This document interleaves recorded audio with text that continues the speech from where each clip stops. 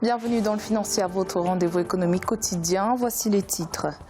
L'année 2018 est un bon millésime pour les fintechs en Afrique. En effet, les investissements dans les startups de la tech sont passés de plus 53% en 2017 à plus 108% en 2018.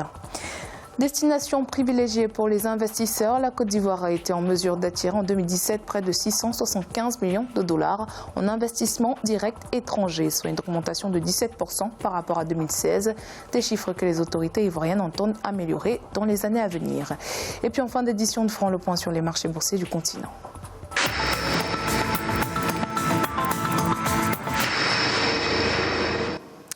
Les investissements dans les startups dédiées aux fintech en plein essor sur le continent. D'après un rapport de la GSM Association, en 2018, 357 millions de dollars ont été injectés dans ces structures, soit 4 fois plus qu'en 2017. Marcel Farba-Marron. Selon un rapport de la GSM Association intitulé The Mobile Economy Afrique subsaharienne 2019, les investissements dans les fintechs africaines ont quadruplé en 2018 pour atteindre 357 millions de dollars. Les startups présentes au Kenya, en Afrique du Sud et au Nigeria ont reçu la plus grande part de ce financement.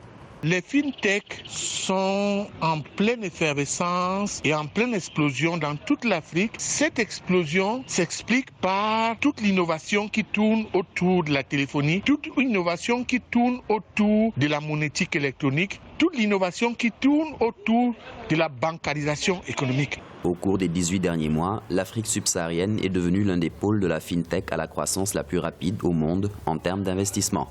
Une tendance qui s'est poursuivie jusqu'en 2019 avec un certain nombre de transactions très médiatisées. Actuellement, on dénombre près de 400 millions de comptes d'argent mobile en Afrique subsaharienne, soit près de la moitié du total mondial. La technologie va s'imposer aux banques. La banque classique que nous avons connue va disparaître au profit d'une banque virtuelle, au profit d'un banquier qu'on ne verra jamais, au profit d'un banquier qui va avoir une relation avec son client au travers de la téléphonie, au travers de la téléphonie mobile, au travers de la technologie et de l'outil informatique. En Afrique, le nombre de fintech est passé de 301 en 2017 à 491 en 2018. 132,8 millions de dollars ont été récoltés toujours en 2018, ce qui a été la meilleure année de ce secteur, selon le rapport Finnovating for Africa 2019. La Banque d'investissement et de développement de la CEDEAO a accordé un prêt de 50 millions de dollars au Libéria pour des travaux de bitumage dans le sud-est du pays. Longue de 50 km, le bitumage de la route Barclayville-Clown fait partie du projet de corridor routier sud-est qui constitue l'une des priorités des autorités libériennes. Pour le vice-ministre Augustus Flomo, ce financement est un coup de pouce majeur pour le programme de développement des routes du gouvernement, notant que le déficit total de financement en matière d'infrastructures routière au Libéria se chiffre environ 2,6 milliards de dollars selon les autorités.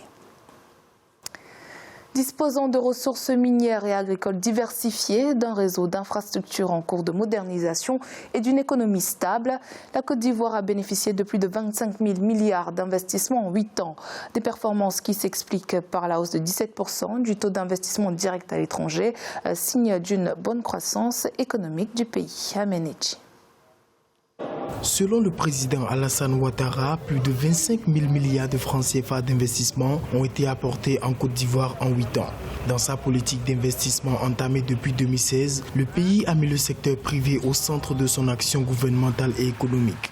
Les autorités ont misé sur la garantie d'un environnement des affaires favorable, la dématérialisation des procédures et le développement de l'entrepreneuriat national pour la mise en place des mesures d'incitation à l'investissement dans le pays. N'oubliez pas qu'en dehors des IDE, des investissements directs étrangers, il y a aussi des fonds que le gouvernement eux-mêmes immobilise. Et ces fonds-là sont mal investis. Et le problème ne date pas d'aujourd'hui. Vous le savez, cela a été taxé en économie par un an, les éléphants blancs ou les cathédrales dans les déserts. C'est-à-dire qu'on prend l'argent, on fait des investissements massifs, mais pas dans des secteurs entraînants. Destination privilégiée pour les investisseurs, la Côte d'Ivoire a été en mesure d'attirer en 2017 près de 675 millions de dollars en investissement direct étranger, soit une augmentation de 17% par rapport à 2016. Estimé à 9,4 milliards de dollars, le stock total de ces investissements représente 25,7% du produit intérieur brut du pays, selon le rapport 2018 de la Conférence des Nations Unies sur le commerce et le développement relatif à l'investissement dans le monde. En Afrique, nous n'avons pas encore eu, à mon humble avis,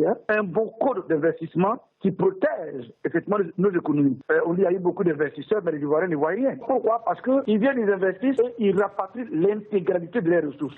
Le plan national de développement 2016-2020 vise à faire de l'investissement privé en Côte d'Ivoire un moteur de la croissance économique.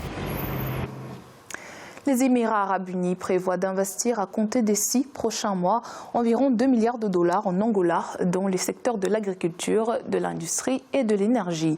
Information communiquée à la presse le 30 juillet dernier par le cheikh de Dubaï, Ahmed Dalmour Al Maktoum, à l'issue d'une rencontre avec le président angolais João Lourenço. Le cheikh de Dubaï a admis la possibilité d'augmenter la valeur des investissements au fur et à mesure de l'élargissement de la base de la coopération entre les deux parties.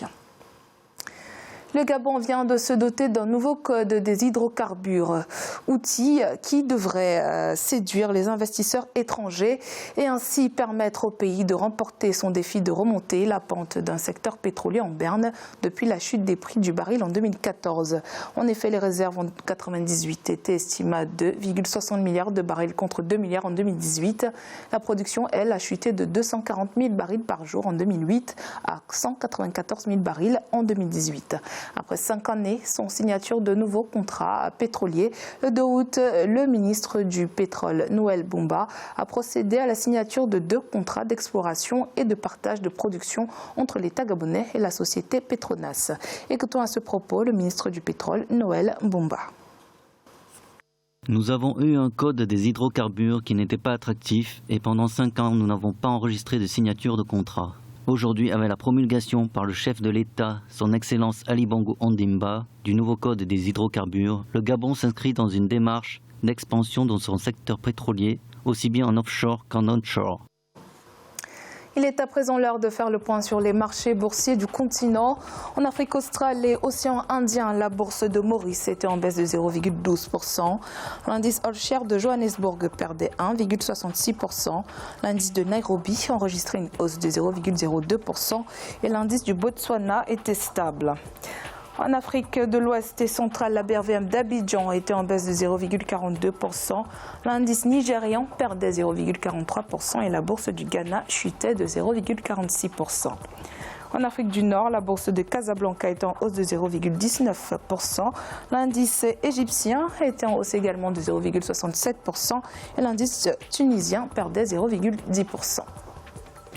C'est la fin de cette édition du Financial. Merci de nous avoir suivis. On se retrouve bientôt pour un nouveau rendez-vous de l'économie.